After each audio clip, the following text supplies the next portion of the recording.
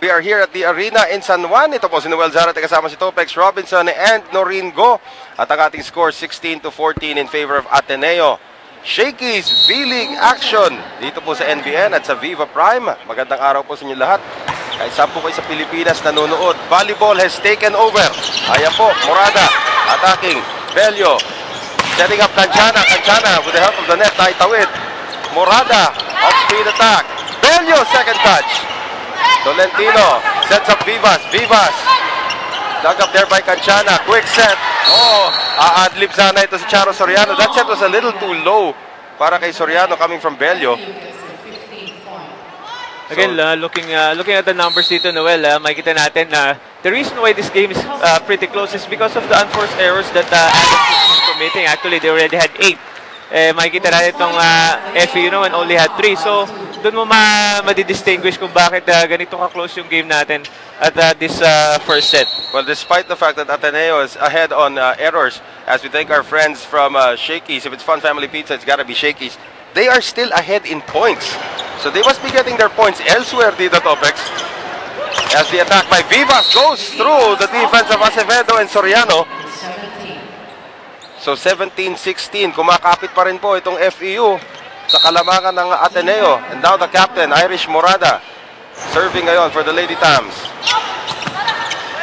And Acevedo from behind the attack line, and that one just goes wide, and we are tied at 17 once again. Alam mo, Ateneo, lalamang, tapos pahabulin ulit nila FEU. Yun ang problema dito, Noel, because I think isa sa mga adjustments na dapat gawin ng Ateneo dito, they shouldn't play to the game plan itong FEU for that matter, kasi nga naman they might thought that it's just gonna be a walk in the park. Yes. But FEU's I think due for a win na, kaya sinabi mo they lost 7 straight, so hindi nila pwedeng maliitin tong FEU because they could give us the victory kung medyo maglalamya-lamya sila sa kanilang paglalaro. 4 straight points now scored by FEU. We thank our friends from Mikasa, the official ball of the Shakey's V-League.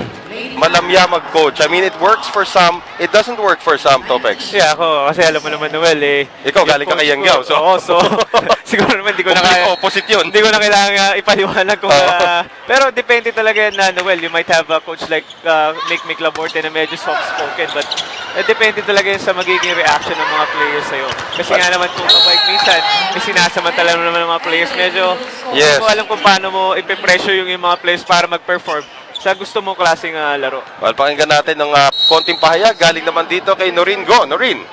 Guys, you're actually wondering why Charo Soriano's hand is heavily taped and she's wearing a glove. She actually injured it during her game, or during Ateneo's game against San Sebastian. And so she needs, she needs tape. But the coach said she's really ready to go, and being the player that she is, she's gonna give her best in spite the injury, guys. Well, ito nga si Charo Soriano has shown that her right hand is still 100% healthy. But again, may konting psychological factor din yan na Topex na alam mo kahit na hindi mo masyadong gagamitin yung kaliwang kamay, what if you have to use it? Doon na, nag-iisip na. Like this, in this case, an error by Charo Soriano. Yeah, I guess kung hindi ka sanay sa ganung klaseng scenario, medyo makaka-affect because sometimes you block. You also use your left hand. So, I guess that's where the problem starts for Miss Charo Soriano. Bello, quick set to Misha Kimpo. Turned back at the door by Marigel Tolentino. And yan ang tiyatawag natin. Ito si Tolentino, hindi masyado matangkad, pero when she does jump up in the air, she gets the job done. And it's actually one of Topex Robinson's favorite players dito. Kasi tiyatawag nga ni Topex. Alam mo ito si Topex has an eye for potential dito. Up! Bad decision there by Ateneo. Nakikita ni Topex Robinson sa lahat ng mga teams kung sino magiging star. And one day, prediction ni Topex. Salamat sa mga kaibigan natin sa J-Marks, the best grilled tuna in town. Cherry May Vivas. At alam mo, tinitignan ko itong FEU, parang wala pa pinapawisan sa kanila, Topex. Yeah, mukhang relax na relax ng mga players ng FEU. I guess, medyo they came in well prepared for this. And Mary Rose Cabanag turns back Taganas. FEU is 2 points away from winning another set here against Ateneo. Tandaan po natin, 5 sets po kinailangan ng Ateneo to get rid of FEU the first time they met. And it looks like FEU has the number of Ateneo right here. I guess, alam mo naman, being a player, kapag ganito ng sitwasyon nangyayari, medyo this is the time to pick up the panic button. Kasi nga naman, kung lumamang na ng ganito yung FEU at nagkaroon ng kumpiyansa yan, mahihirapan ka na kasi gonna be pressured to get back. At doon na nagkasisimula yung problema, especially for this Ateneo Ball Club. Well, 24-19, set point already here for FEU on that point from Marigel Tolentino.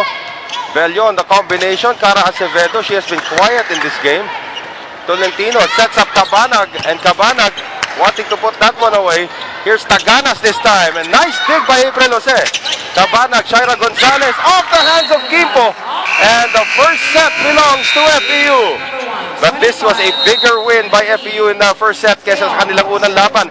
25-19 ang naging score doon. It was a very close first set, and all of a sudden FEU pulls away towards the end of it. And Ateneo had no answers dun sa dulo. It all started, of course, when Ateneo was ahead by 4 and they lost that lead. Shaky shake in play, of course, coming from FEU on the attack from Shaira Gonzalez. We will have set number 2 sa amin pong pagbabalik. Diyan lang po kayo. Ito po ang Shakey's V-League right here on NBN.